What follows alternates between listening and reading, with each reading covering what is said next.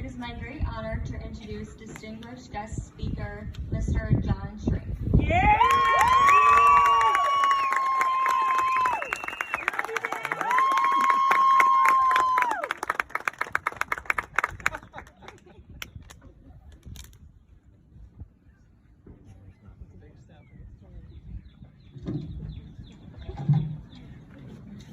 Give me a second.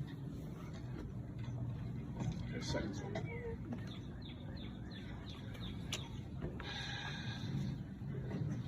Never give Schrank a mic. How long you guys got? Okay, thanks, man. You look truly amazing out there. Many familiar faces, well, not as many as I'd hope, but whatever. Alumni, back there, raise your hands if you are alumni. Yeah! Woo! So good! That's your future family, alumni. Thanks, everyone. If you like perspiring, feel free. I know I am. And I'm going to continue. Genuinely, thank you to the senior class officers for allowing me to take this time to summarize our lives and careers at South High School and put an exclamation on our time here. Thanks to you, South High family, and the community for supporting public education and our precious assets, our children, especially the class of 2021. Thank you, past administrators Freitag and Lang, back in 1988, that saw something in me on that 94-degree day in my semi-wool suit, borrowed from my girlfriend's now wife's cousin, sweaty and wanting to work in a school, any school, even if only for a 70% contract. I took a chance on a town I had been to once, and it took a chance on me. I had a goal that I would be an impactful teacher. Reject letter after reject letter, or no letters at all, from over 30 districts in southeastern Wisconsin. Sometimes a postcard that said simply, thank you, no, or no contact of rejection at all. Obstacles leading to opportunity. I started my career at the Milwaukee Public Schools. During my student teaching, a student lit a desk on fire in the middle of my class. He took rubber cement and just whoop. I did not handle that perfectly. But obstacles leading to opportunity, I finished my student teaching and I looked for a job. So none came. So I subbed in MPS, battle pay no doubt, many middle schools. But I learned in the trenches. I got engaged to my beautiful wife and said, pardon me, dear, we are going to Sheboygan. That town that we went to that wedding that one time. Is that okay? In reflection, you as students have a support system to overcome your obstacles. That support begins with your parents. They care sometimes more than you do. Modeling the behavior I desire from you, I will now say thank you to my own parents, Donald and Mary, for life and for providing me with those needs to live and space to become me. And $100 a semester for books, which by the end really bought one book. Thank you to my extremely supportive wife, Katie, who has watched me grade papers on countless nights and weekends, chaperoned a few dances, and even was carded by the lady at the Christmas dance in 1988. She made countless healthy lunches for me, filled water jugs that I rarely finished, provided me emotional support, helped me move my dad twice, and always encouraged me. She's my #1 fan. Thank you, Katie. Thank you to my children, who are like you, graduates of South High School. My son, Sean, class of 2010, finishing his PhD in neuroscience as an electrophysiologist. My daughter, Sarah, class of 2014, a fellow educator in the Menominee Falls School District, finishing her second year in physical education and health and working on her master's degree. Acknowledging these wonderful people that support you is important. And on this graduation weekend, I strongly suggest that you take the time to give some love and recognition to those that have helped you. It is the key part of your celebration. The act of saying thank you is human and good. To quote the Dalai Lama, when you practice gratefulness, there is a sense of respect for others. Be gracious. Lesson 1. Ceremonies, from the medieval Latin ceremonia, sacredness, awe, protocol, to mark the end or beginning of a life change. This weekend is a rite of passage, a privilege, a reward for making it. The ceremony and gowns are different on purpose. We dress differently to feel differently, and we do. We feel slightly awkward, yet magical. We have come on this journey from different places, both physically and mentally. Yet here we are, leaving a place where we have had accomplishments by overcoming obstacles. Our paths have brought us here to a point in time with the crossing of the cosmic streams. I, too, am graduating with the class of 2021. It just took me 33 years. Neil Young wrote a song, Old Man, written about the foreman of Neil Young's ranch in California. The song is reflective about the comparisons of the old and young. Old man, look at my life. I'm a lot like you were. I've been first and I've been last. Look how the time goes past. This is so true. It seems not so long ago, I was 24 and so much more. Walking through those doors over there for the interview in the summer of 1988. I am feeling the same graduation feelings just like you. I'm just 39 years old. South High has given me a chance to do something that I genuinely love to do. I care deeply about learning and believe in it. Just like you, I will miss some things about South. I will miss the people, the smiles, the relationships. I will miss the word snow day, which I will take on a whole new meaning for me, the meaning I've had since I was 5. No more snow days. I too am going through a rite of passage right by your side, signaling a change in your life, no, our lives. Are you prepared to make these changes? I too worry about the future. I too have concerns about the country and the way we treat each other. I too wish there was an Olive Garden built here in the last 15 years. But now I wonder why we have no Olive Garden, but we have 7 car parts stores. Where do we go from here, now that we've finally grown up? What do I want to become? You as recent grads, me as a recent semi-retired person. What kind of person do I want to be? Later this night, this weekend, this month, soon. Take some time to reflect away from your social media, TV, Netflix, everyone, but not your dog, because dogs are beautiful and wise. They can stay. Take the time to think, who am I? What do I stand for? What do I want? Find somewhere that has absolute silence, solitude, a place for peaceful reflection. Makes you slow down. Listen to yourself. A friend of mine said to me recently, and she had spent the whole last year on third shift.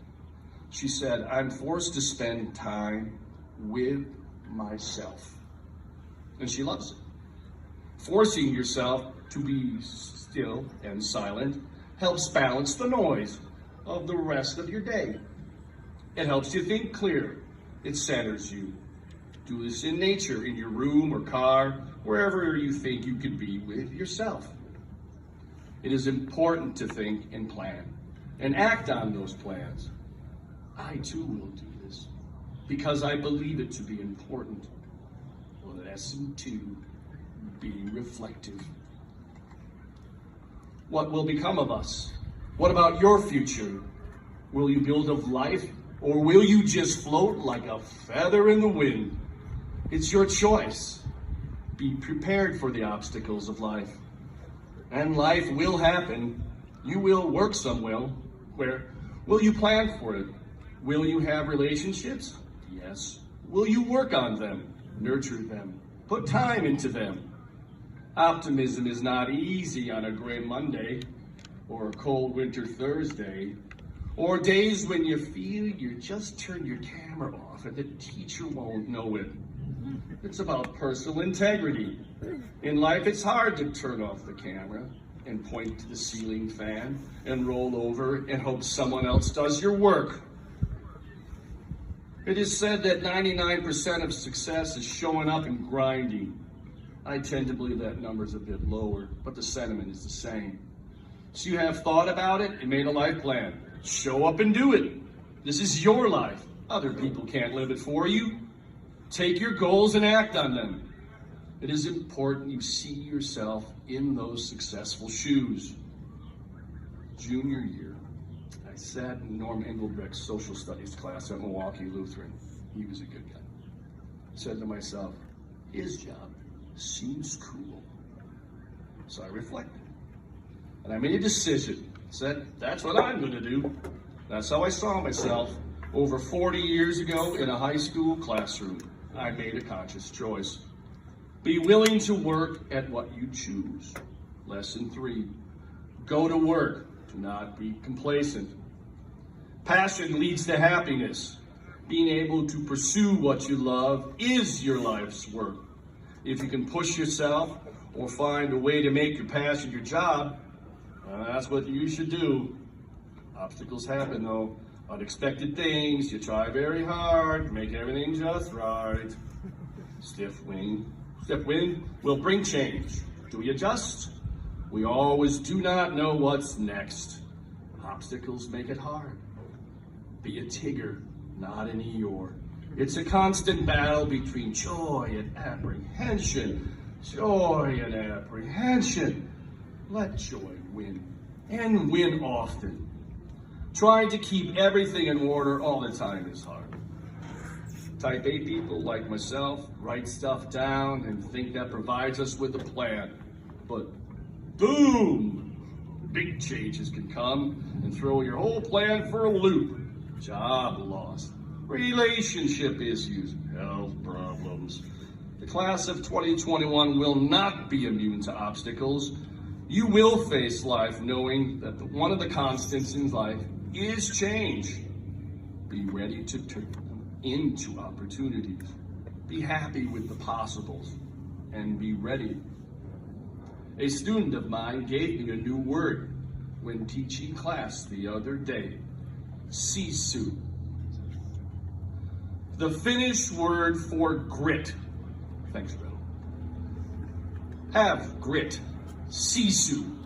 Life forces you to, but some people choose not to fight because they don't really want to choose to engage. Lesson 4. Engage in life and be ready for change. It's how you feel that matters. Remember to connect yourself to people. Life is about relationships. People will remember how you make them feel, not what you teach them. Seniors, in order to have life, you need tools. South High class of 2021, South has given you tools for your toolbox. No screen view props.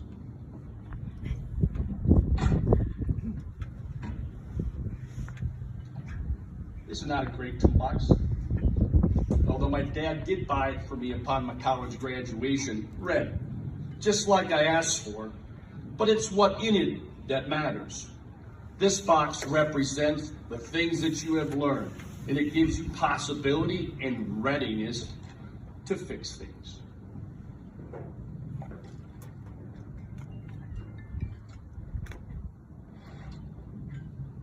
Hammer. Hammer. Hammer. Hammer. Hammer. Hammer. Hammer.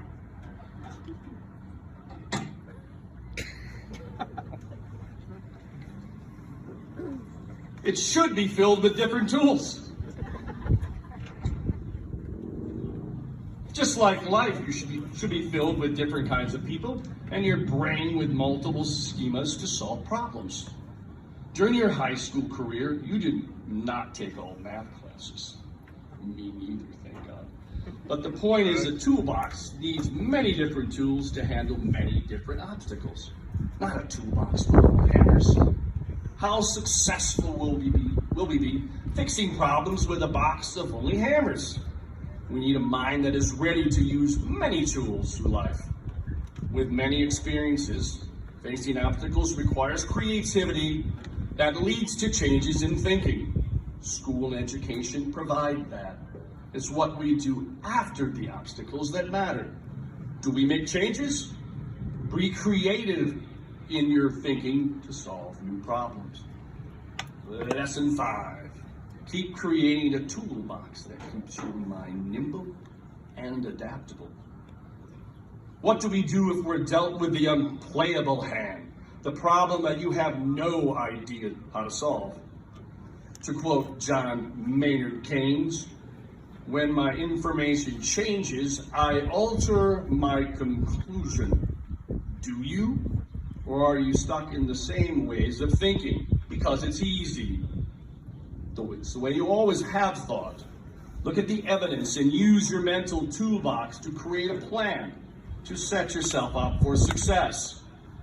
Once you have that mental set, it is hard to change your cognition. There are countless examples when plans suddenly change. Something happens, what did we not expect, don't know about it?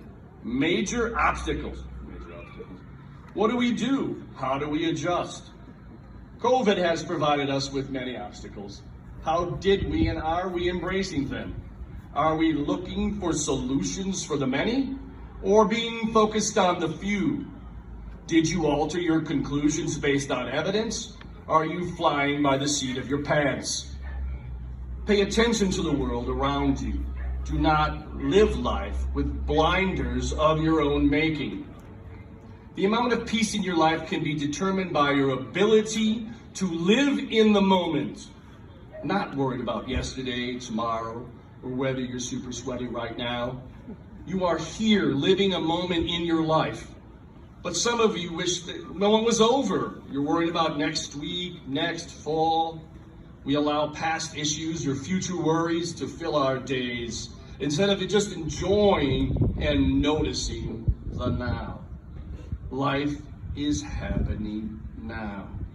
Our attention should be in the present. I'm going to borrow liberally from the late David Foster Wallace.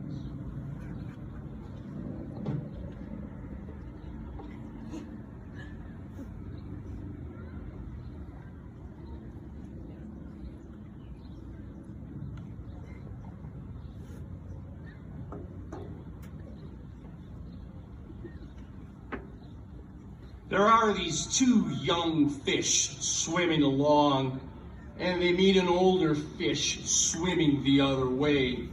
The older fish says, "Good morning, boys. How's the water?" That was a little jacked.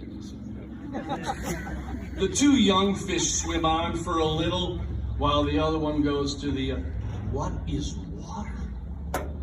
The point of the story is that the most obvious things are the hardest to see. What do we think about when we think? Do we pay attention? This is water. There are people all around us. Do we notice? Critical awareness. You are not the center of the universe. Your reality is also other people's lives. Shared reality. Choose what you pay attention to and what is going on inside of you and all around you. The day in, day out grind causes you not to worry about others. It is easy and automatic not to think about them and their needs. Everyone has insecurities and stories and limitations and worries, but if given a choice, consider others' realities. The importance of education is learning how to think. You can decide to be well-adjusted. You can decide not to be more self-important. You can decide not to be the center of the universe. Truly caring for others shows education. Real value of education is awareness. Lesson 6, be aware. It's crucial for us to live within a society. And in closing, the last formal lesson of my 33-year career, I am not asking you to have an extraordinary daily life. Find joy in your life, whatever that may be. Every day there is joy in reflecting on positives, even in bad situations. Plan for that life. Make goals. Be ready to live with all that life gives you. Be ready to do the next right thing, whatever obstacles come in your way. Remember, there are opportunities, especially if you are aware of them. To quote William Morton, we need to make the ordinary come alive for our children, and the extraordinary will take care of itself. To quote Cyrus of the Gramercy Riffs, can you dig it? Can you dig it? Look around, class of 2021. The future is ours. Forever Red Wings, we are out of here. Thank you. Yeah.